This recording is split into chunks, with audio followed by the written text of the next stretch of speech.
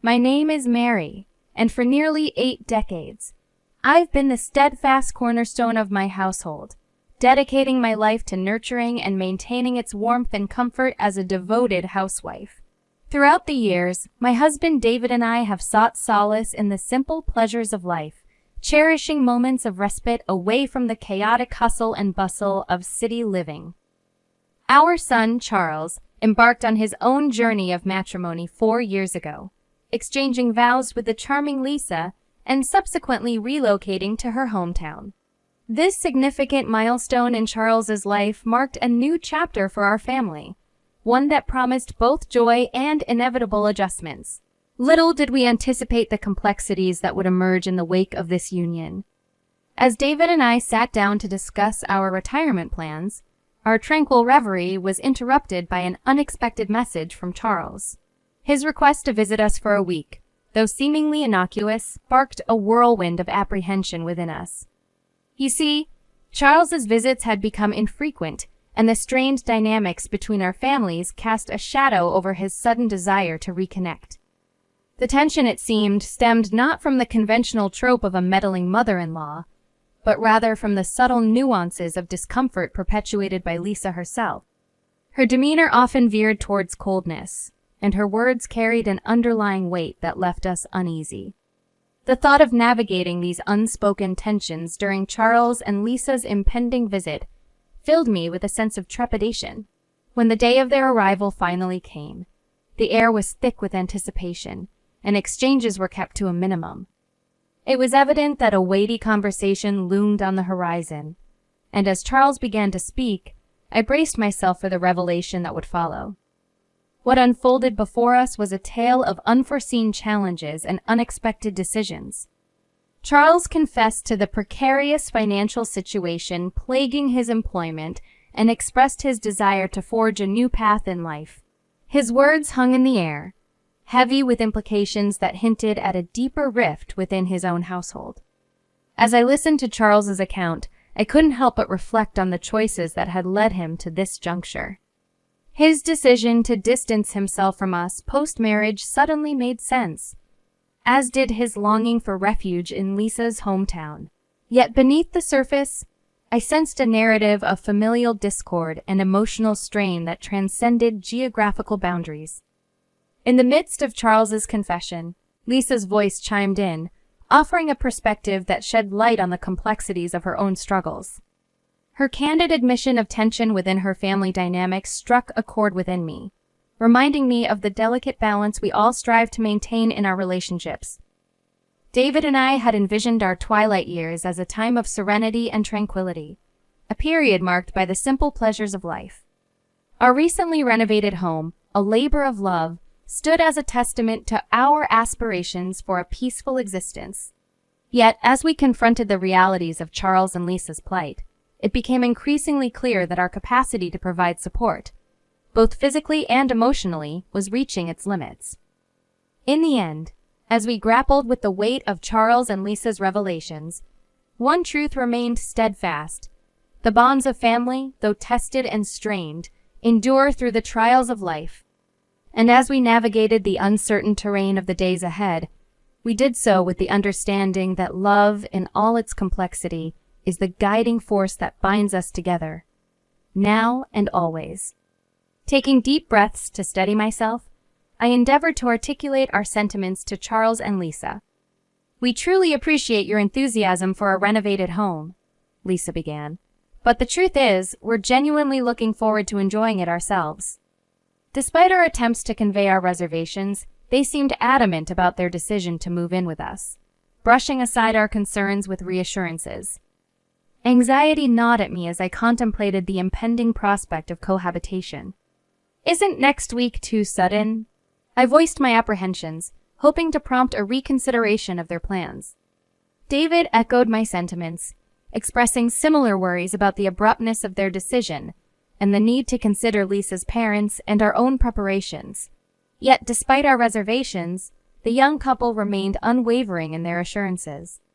"It's okay. Don't worry about it," they chimed repeatedly, as if to quell our unease. A week later, they made themselves at home in our midst, only to retreat to their previous residence shortly afterward. The strain of supporting them financially, coupled with the realization that Lisa may have ulterior motives, weighed heavily on our minds. "We have our limits," David remarked, his voice tinged with concern. "We can barely manage our mortgage payments as it is. The thought of shouldering the burden of supporting both of them is simply too much, especially considering Lisa's apparent intentions." "I completely agree," I concurred, feeling a pang of disappointment at the turn of events. "We can't allow ourselves to be taken advantage of. We need to assert our boundaries and make it clear that this living arrangement is untenable." As we contemplated our future, the prospect of upheaval loomed large in our minds. "Every aspect seems to require preparation and adjustment," I mused aloud, feeling a sense of unease at the thought of our peaceful existence being disrupted. The following day, I mustered the courage to call Charles, hoping to convey our reluctance to continue with their living arrangement. "Living together is just too hard for us," I explained apologetically. "Your father feels the same way. We hope you understand, and perhaps it's time for you two to find a new path forward." I had hoped that my words would resonate with him, but his response left us stunned. "Actually," he began, his tone betraying a sense of determination, "I've already made the necessary arrangements to move in tomorrow." Despite our protests, it seemed Charles and Lisa were resolute in their decision. The next day, as the sound of a moving truck echoed through our neighborhood, we watched in resignation as they stepped into our living room, seemingly oblivious to our concerns. "Hello!" Lisa exclaimed cheerfully, her enthusiasm palpable despite the exhaustion of their journey. "We've finally arrived, and I could really use a cup of coffee, Mary. Would you mind making one for me?" As I stood there, grappling with a mixture of frustration and resignation, I couldn't help but wonder how this first interaction would shape our future together. With a genuine eagerness to accommodate, I responded enthusiastically to Lisa's request. "The kitchen is just through here," I offered, gesturing towards the back room. "I'll show you where everything is and how to use it. That way, you can whip up anything you like whenever the mood strikes." As I led Lisa towards the kitchen, her expression soured, and she clicked her tongue disapprovingly before speaking. "Why are you being so cold?" she questioned, her tone laden with accusation. "We've seriously considered our future, even proposed living together.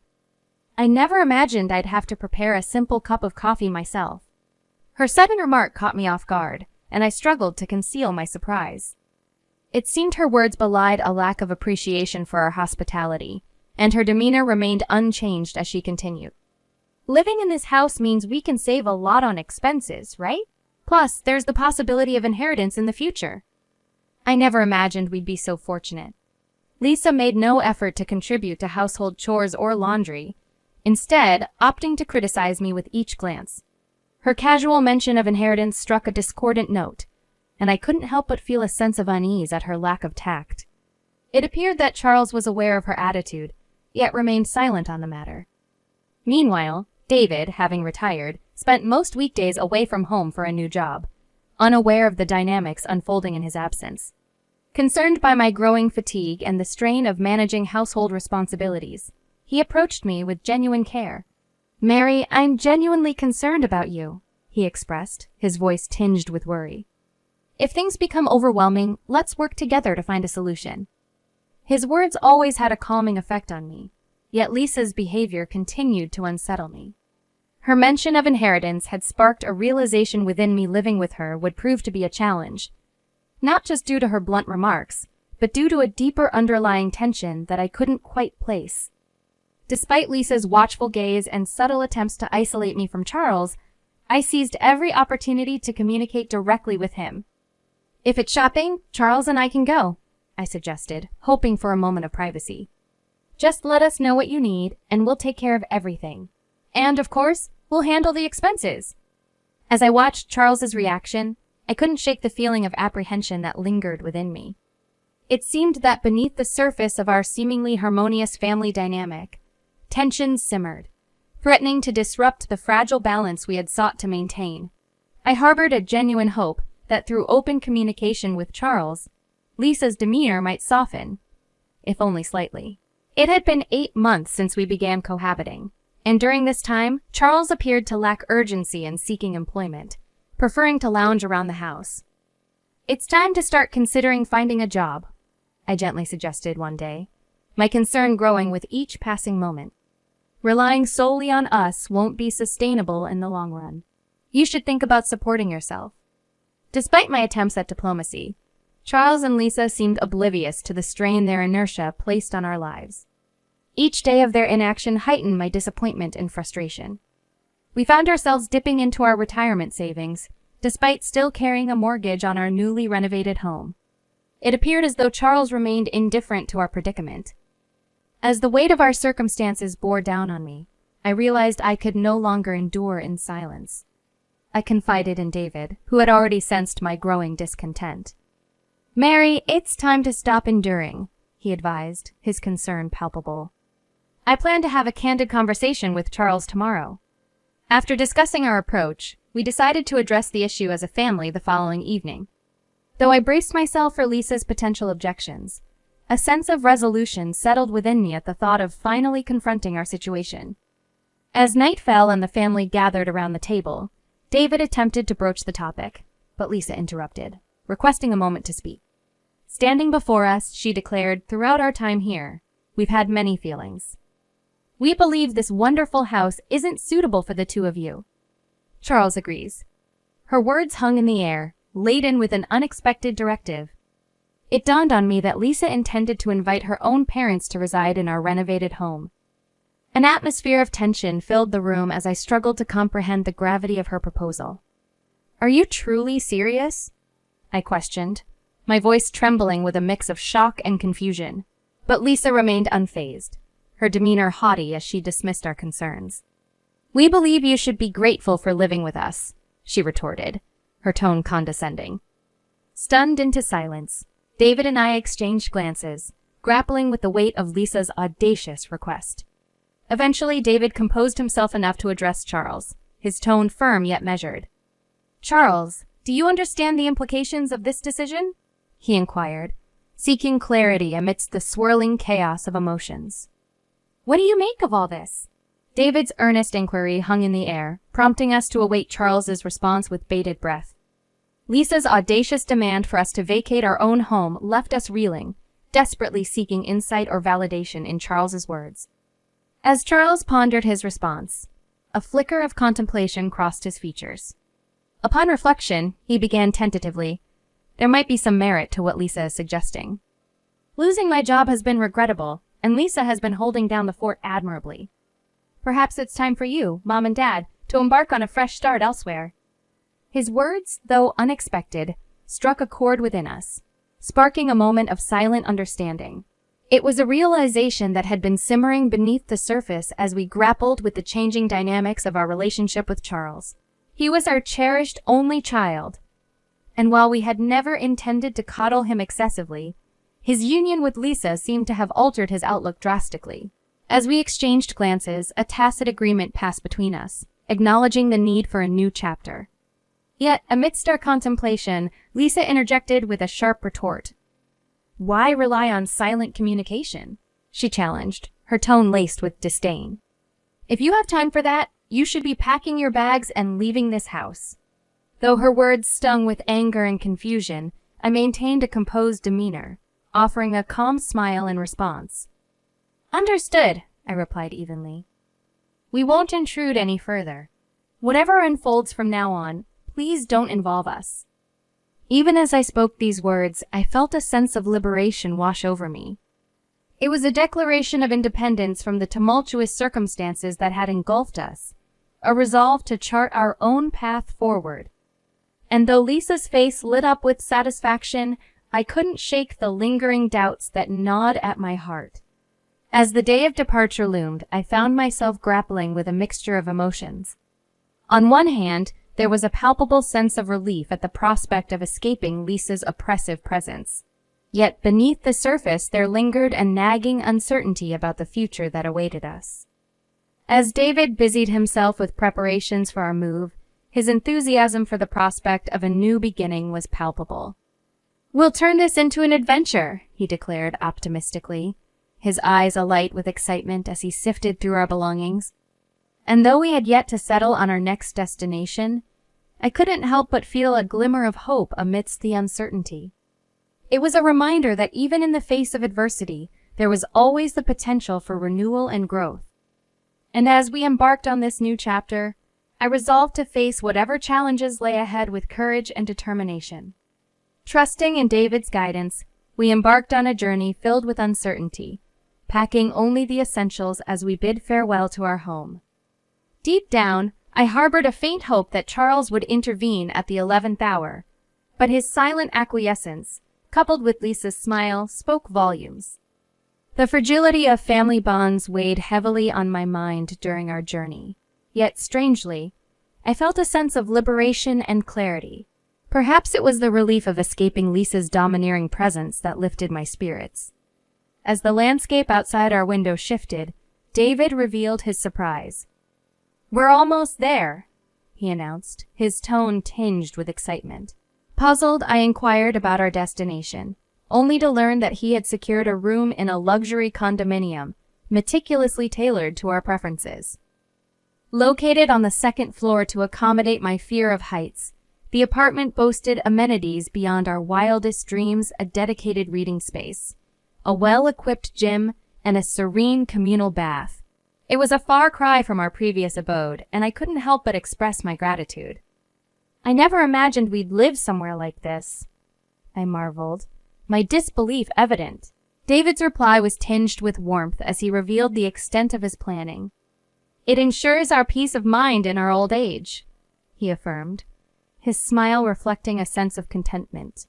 Despite the challenges ahead, David's optimistic spirit buoyed our resolve as we tackled the tasks of settling into our new home. The following day, we navigated the bureaucratic maze of real estate procedures, selling our old house and settling our mortgage with our savings. With the weight of financial burdens lifted, we found ourselves feeling lighter, our hearts brimming with newfound hope. Meanwhile, Charles and Lisa embarked on their own journey, embracing their new family structure with Lisa's parents by their side. As we heard snippets of their newfound contentment, I couldn't help but envision the joy they must be experiencing in their fresh start. However, amidst the flurry of change, a call from Lisa unexpectedly pierced the tranquility, signaling a potential shift in our intertwined destinies. "Hello, Mary. It's Lisa. Have you settled into your new home yet? You're not living in a park, are you? If something were to happen to you, please don't rely on us. It would be troublesome." Lisa's voice, filled with concern or perhaps something else, echoed through the phone. Despite her attempt at casual conversation, tension hung in the air as I grappled with my emotions. "Speaking of parks, our new home overlooks a beautiful park," I responded, my tone cautious. "But, Lisa, there may come a time when you have to face reality." I didn't intend for our conversation to escalate into a heated exchange, but overwhelmed by my emotions, I couldn't help but hint at the underlying tensions. "Mary, have you gone mad?" Lisa retorted, her voice tinged with annoyance. "No need to worry. Charles and I are living very happily. Goodbye."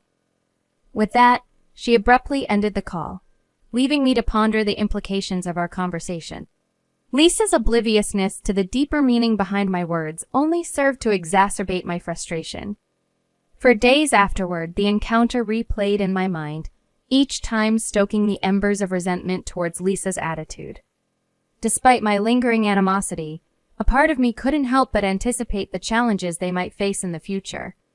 A few days later, as if on cue, we received a call from the real estate agent handling the sale of our old house. David and I shared a knowing glance, our excitement palpable. However, our jubilation was short-lived, as an urgent call from Charles disrupted the tranquility. His voice, fraught with anger and frustration, accused us of neglecting to inform them of the impending sale. "Why didn't you tell us about this? We didn't hear anything about selling the house. Now we're suddenly receiving an eviction notice from the realtor." Charles's accusations cut through the air, revealing his inner turmoil. It was the opportunity we had been waiting for, the chance to assert our stance. Calmly, David began to address Charles's accusations, unraveling the complexities of the situation. "Charles, I understand your frustration," David began, his voice steady. But it's not as simple as you think. Ideally, you should have contributed to paying off the mortgage on that house. As Charles's shock and disappointment became apparent, I couldn't help but notice a shift in his demeanor. The confident facade he once wore seemed to crumble, replaced by a vulnerability that hinted at a deeper conflict within him. In this moment, I whispered to David, I struggled to see him as Charles, the son we raised with love. It was a revelation that struck us deeply. Perhaps our true family now comprised only the three of us, stripped of wealth and resources. David's suggestion hinted at the possibility that all four of them were, in fact, penniless. Our investigations uncovered a troubling truth. Since they began living together, they had succumbed to the allure of gambling, plunging into a vortex of debt. Day after day, they became ensnared by the seductive pull of gambling. The men abandoned their jobs, while the women neglected their household responsibilities. Their lives revolved around the thrill of gambling, oblivious to the mounting consequences. Why are you prying into our financial affairs? Lisa's voice, laced with hostility, pierced through the phone line, directed at us. Her aggression was palpable, leaving us taken aback by her confrontational demeanor. Gathering my composure, I addressed Lisa calmly but firmly. Your arrogance is truly astonishing, I replied. It's time for all of you to consider your next move. The new tenants are set to move in within days, so you should start looking for alternative accommodations. Lisa's response lacked remorse or introspection. There was no hint of regret in her words, only defiance. As the gravity of the situation sank in, it became clear that any hope for reconciliation had faded. Moreover, I felt compelled to convey a warning regarding the impending tenants of our former home. The man who had agreed to purchase the house had a formidable appearance, which might evoke fear upon first interaction. However, despite his intimidating demeanor, he had shown understanding and kindness. Understanding our urgency, Lisa reluctantly acquiesced, acknowledging the need to vacate the premises promptly. However, she pleaded for more time to secure alternative housing arrangements. We'll leave as soon as possible, Lisa conceded, her tone tinged with resignation. But finding a new place may take some time. Can't we be granted a little more time? Their plea for an extension tugged at my heartstrings, but given the circumstances, concessions were impossible. The impending danger and uncertainty demanded swift action, leaving little room for leniency. As I listened to Lisa's voice over the phone, a twinge of sarcasm crept into my smile. Her anxious tone betrayed the urgency of the situation, and I couldn't resist a slightly sardonic response. You don't have much time left, I remarked dryly, offering one last piece of advice before bidding her farewell. So choose your actions wisely. Goodbye. As I ended the call, a sense of relief flooded over me, washing away the tension that had gripped me. It was as if a weight had been lifted from my shoulders, leaving me with a feeling of newfound liberation. Later, through hearsay and gossip, I learned that the four of them had swiftly and diligently tidied up their living quarters before vacating the premises. The news brought a chuckle to my lips. It seemed they, too, had felt the urgency of the situation. Although I received no direct communication from them, I gathered from a reliable source that they had downsized to a cramped 180-square-foot studio apartment. The thought of all four of them squeezed into such a tiny space piqued my curiosity. Perhaps amidst their financial woes, they were caught up in the relentless cycle of repaying debts, leading busy lives that left little time for leisure or comfort. It was almost poetic justice, I mused as I contemplated their plight. After all the twists and turns, it appeared that they were reaping the consequences of their actions. Meanwhile, David and I were on the cusp of embarking on a new chapter in our lives. In our cozy new condo, nestled in a vibrant neighborhood, we envisioned days filled with peace and contentment. Finally, we would have the opportunity to enjoy each other's company without the distractions and dramas that had plagued us in the past. As we looked ahead to our future together, we embraced the promise of tranquil and fulfilling days ahead, just the two of us, in our little haven of happiness.